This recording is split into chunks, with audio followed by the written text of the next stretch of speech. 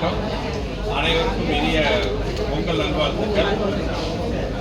எனக்கு இது ரொம்ப ஒரு ஸ்பெஷல் பொங்கல்னு சொல்லணும். கிட்டத்தட்ட 30 வருஷத்துக்கு முன்னாடி இதே பொங்கல் நாளில் தமிழ்நாட்டு ரசிகர்கள்னு சொல்ல மாட்டேன், என்னோட தெய்வங்கள்னு சொல்லுவேன். அவங்க அப்படி வாழ்ந்துட்டாங்க உலகத்தெளித்தா திரைப்படத்தின் மூலம். 30 வருஷமாக அவங்களோட ஆசீர்வாதத்துலேயும் தயவுலையும் நல்லபடியாக என்னோட வாழ்க்கையை ஓடிட்டு இருக்கு. மறுபடியும் இந்த மதகஜராஜா இந்த பொங்கலுக்கு மிகப்பெரிய வாழ்க்கை கொடுத்துருக்காங்க. மதகஜராஜா எல்லாருமே பார்த்தீங்கன்னா ஒரு 12 வருஷம் முன்னாடி எடுத்த படம். நாங்கள் என்னை பொறுத்தவரை ஒரு கும்பமேளா தள்ளி வந்துருக்கு. போன கும்பமேளாவுக்கு வர வேண்டிய படம் இந்த கும்பமேளாவுக்கு வந்துருக்கு நான் சொல்லுவேன். இது ரசிகர்களாகட்டும், பொதுமக்களாகட்டும், மீடியா, பத்திரிகையாளர்கள், ரிவ்யூவர்ஸ், படம் பார்த்து ஃபஸ்ட் ஷோ பார்த்து கருத்து சொன்ன மக்கள், ரசிகர்கள் அனைவரும் என்னுடைய சிறந்தார்ந்த நன்றிகளும் வணக்கங்களும். அதாவது எனக்கு 2 நாளாக என் ஒய்ஃப் தான் சொல்லிட்டாங்க, கண்ணீரோட தான் இருந்தேன் நான். ஏன்னா அந்த ரிசப்ஷன்லாம் பார்த்து, அதாவது கிட்டத்தட்ட 100% ஒரு பாசிட்டிவான ரிவ்யூ அந்த படம் பார்த்தீங்கன்னா எனக்கு தெரிஞ்சுதான் முதல் படம். என் படம் நான் சொல்ல, மொத்தத்திலேயே பார்த்தீங்கன்னா இந்த அளவுக்கு ஒரு பாசிட்டிவாக படம் பார்த்தவங்க எல்லாருமே அந்த படத்தை பார்த்து ரசித்து நல்ல விதமாக கருத்து சொன்ன படம் பார்த்தீங்கன்னா எனக்கு தெரிஞ்சு மதகஜராஜா தான் ஃபஸ்ட்டு நான் சொல்லுவேன். ரொம்ப சந்தோஷம். இந்த பொங்கல் கொண்டாட்டம் எனக்கும் என் குடும்பத்துக்கும் என்னோட யூனிட்டுக்கு மட்டும் இல்லாமல் மெயினாக தியேட்டர் ஓனர்ஸ், விநியோகஸ்தர்கள், திரையுலகத்தில் இருக்கிற எல்லாருக்கும் பார்த்தீங்கன்னா மதகஜராஜா ஒரு இனிய பொங்கலாக இது அமைச்சு கொடுத்துருக்கு. நான் வரும்போது கமலா தேட்டர் பார்த்தேன். ஃபுல்லாக இவ்வளோ காரு நிறுத்த இடம் இல்லாமல் பைக்ஸ் எல்லாம் பார்க்கும் மனசுக்கு சந்தோஷமாக இருந்துச்சு. மதகஜராஜா மட்டும் இல்லாமல் இந்த பொங்கல் ரிலீஸ் ஆன எல்லா படமும் மாபெரும் வெற்றி பெறணும்னு எல்லாம் ஆண்டவரை வேண்டிக்கிறேன். ரொம்ப மறுபடியும் ரொம்ப நன்றி. ஏன்னா வெள்ளிக்கிழமை மறுபடியும் உங்களெல்லாம் சந்திக்கணும்னு நான் இருக்கேன். அப்போ ரொம்ப எல்லா வழியாக நம்ம பேசுவோம். இந்த நேரத்தில் இந்த இந்த படம் ரிலீஸ் ஆகிறதுக்கு முக்கிய காரணமாக இருந்த ஒரு 3 பேரை பற்றி நான் சொல்லணும். ஒன்று நான், ப்ரொடியூசர் திரு மனோகர் பிரசாத் அவர்கள், சுப்பிரமணியன் சார், அப்புறம் திரையுலக பெரியவர்கள் எல்லாருமே கூடி இந்த படத்தை ரிலீஸ் பண்ணுறதுக்கு என்னெல்லாம் முயற்சி எடுக்கலாம் நாங்கள் கஷ்டப்பட்டு இந்த நேரத்தில் நான் சொன்ன ஒரே வார்த்தைக்காக முழு நம்பிக்கையுடன் என்னை நம்பி இந்த படத்தை வெளியே வர்றதுக்கு மிகப்பெரிய ஒரு உதவி செய்த எனது மதிப்புக்குரிய என் அண்ணன் திரு ஏசி சண்முகம் சார் அவர்கள், ஏசி சருண் அவர்கள், எல்லா வகையிலும் அது உறுதுணையாக இருந்த மதன் அவர்களுக்கு இந்த நேரத்தில் தேங்க்ஸ் சொல்லிக்கிறேன். இந்த வெற்றியில் எனக்கு எந்த அளவுக்கு பங்கு இருக்கோ அதே அளவு பங்கு அவங்களுக்கு இருக்கு. ஸோ மறுபடியும் சொல்கிறேன், தமிழக மக்களுக்கும் ரசிகர் பெருமக்களுக்கும் எனக்கு சிறந்த நன்றி. பொங்கல் அன்னைக்கிட்டா 13 வருஷமா நீங்க பொங்கல் அன்னைக்கிட்டா பண்ணணும்னு சொல்லக்கூடிய பிளான் இருக்கு.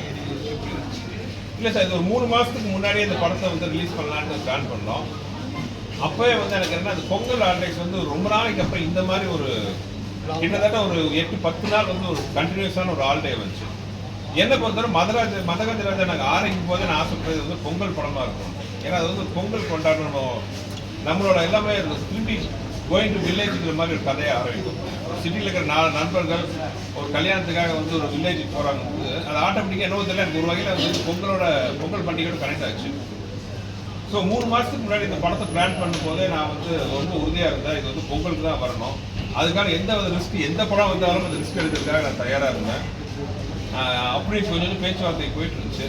திடீர்னு 31ஆம் தேதி மறுபடியும் நானும் திருப்பி சொல்லுவேன் சார், நான் மனோகர் சார் கலந்து பேசி படத்தை ரிலீஸ் பண்ணலான்ட்டு அந்த முடிவு எடுத்தது இந்த வருஷம் ஜனவரி 1ஆம் தேதி.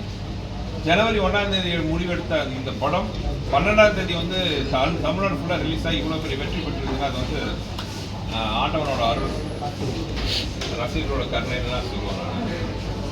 1000 கோடி கலெக்ஷன் வாங்க ஏதாவது ஐடியா இருக்கா? ஹிந்தியில் ஏதாவது ப்ரோக்ராம்ல இப்படிலாம் வாய் விட்டு நான் மாட்டிக்க தயாராக இல்லை. 1000 கோடி படம் நல்லபடியாக ஜெயிச்சு எல்லாத்தையும் சந்தோஷப்படுத்தினா அதுவே எனக்கு மிகப்பெரிய சந்தோஷம். கலெக்ஷன் எல்லாம் என்னோட டிபார்ட்மெண்ட் இல்லை. I am director. நல்ல படங்கள் ரசிகர்கள் கொடுக்கணும், அவங்களுக்கு பிடிச்ச மாதிரி கொடுக்கணும். அவங்க சினிமா தேட்டருக்கு வந்தால் மினிமம் ஒரு 15-20 நிமிஷமாச்சு மனசு விட்டு அவங்க கவலையெல்லாம் பார்த்து சந்தோஷமாக இருக்கணும். அதுதான் என்னோட ஆசை. பணம் கணக்கு வழக்கெல்லாம் வந்து தயாரிப்பு சைடு. சார் ஆடியன்ஸ் கிட்ட 2-3 பேர்த்த நான் கேள்விக்கு பைட்ஸ் எடுத்தோம். அவங்க சொல்லக்கூடிய ரீசன் எல்லாமே எப்போல மூவி இந்த மாதிரி இருந்தால் எங்களுக்கு போடும், இந்த சமுதாய கருத்துக்கள், இந்த வெட்டு விட்டு போலாம் ரொம்ப போர் அடிச்சுன்னு சொல்றாங்க. உங்களுடைய அப்கமிங் படங்கள் இந்த மாதிரியான ஒரு ஜானியர் இருக்குமா இல்லை இது எப்படி சார் இருக்கும்? இல்லை, கையில் 5 வரலும் ஒவ்வொரு மாதிரி இருக்கும். அது மாதிரி எல்லா டைப் ஆஃப் மூவிஸ் வரணும், அது எந்த ஒரு மாற்று கருத்தும் கிடையாது. ஆனால் என்னோட சேனல்ங்கிறது இதுதான். I am entertainer. என்னை பொறுத்தவரை வந்து சினிமாவுக்கு வந்து 2 மணி நேரம் மக்கள் வந்து அவங்க டைமை அதாவது சும்மா உட்காந்துறது ரொம்ப கஷ்டம். ரஜினி சார் வந்து அப்போ என்னோட கதையை சொன்னார், சும்மா உட்காந்துறது எவ்வளோ, ஒரு சீட்டில் வந்து ஒரு 5 நிமிஷம் 10 நிமிஷம் உட்காந்துறதே ரொம்ப கஷ்டம். அப்படிப்பட்ட இயல்பு தான் மனித இயல்பு.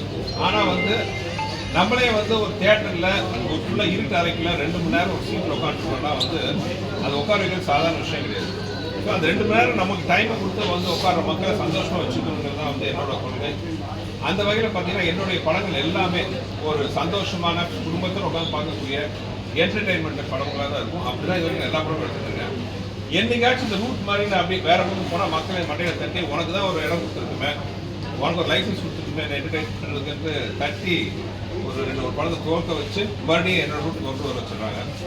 ஸோ இன்னும் என்னுடைய படங்கள் எல்லாம் அடுத்து நான் பண்ணுற கேங்கர்ஸ் ஆகட்டும், இங்கே வர படங்கள் எல்லாமே பார்த்தீங்கன்னா மக்களை மகிழ்விக்கக்கூடிய அவங்க நல்ல என்டர்டெயின்மெண்ட் படமாக தான் இருக்கும். சார் இப்போ ரீரிலீஸ் படம் மாதிரி பொதுவா வந்து ஒரு 20 வருஷம் 30 வருஷம் முன்னாடி வந்த படத்தை ரீரிலீஸ் பண்ணுவாங்க, கொஞ்சம் எல்லா கலரிங்லாம் பண்ணிட்டு. உங்களுக்கு 12 வருஷம் கழிச்சு ஒரு படம் வருது, அந்த சூழலுக்கு முன்னாடி நீங்க ஒரு 2 வருஷம் 3 வருஷம் முன்னாடி திங்க் பண்ணியிருப்பீங்க. அவுட்புட் எப்படி இன்னைக்கு இருக்க கரண்ட்டுக்கு தகுந்த மாதிரி மக்களுக்கு எப்படி பிடிச்சிருக்குன்னு நினைச்சீங்க? தெரியல, அது தெரியல சார். என் படங்கள் எப்பவுமே பார்த்தீங்கன்னா எல்லாமே என்டர்டெயின்மெண்ட்டாக தான். நீங்கள் என் பழைய படம் எதை பார்த்தாலும் இப்போ ரசிக்கிறாங்க. ஏன்னா நான் வந்து ஒரு சினிமா ரசிகனாக படம் எடுக்கிறேன்.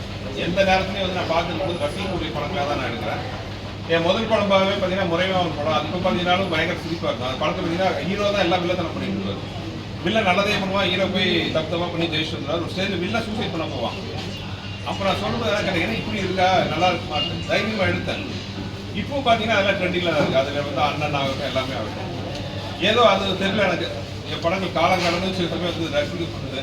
ஸோ அந்த வகையில் பார்த்தீங்கன்னா மத எதிராக அந்த மாதிரி 12 வருஷங்கிறது யாருமே அதை கணக்காக எடுத்துக்கல. எல்லாருமே வந்து ஒரு ஃப்ரெஷ்ஷான படமாக பார்க்குறாங்க.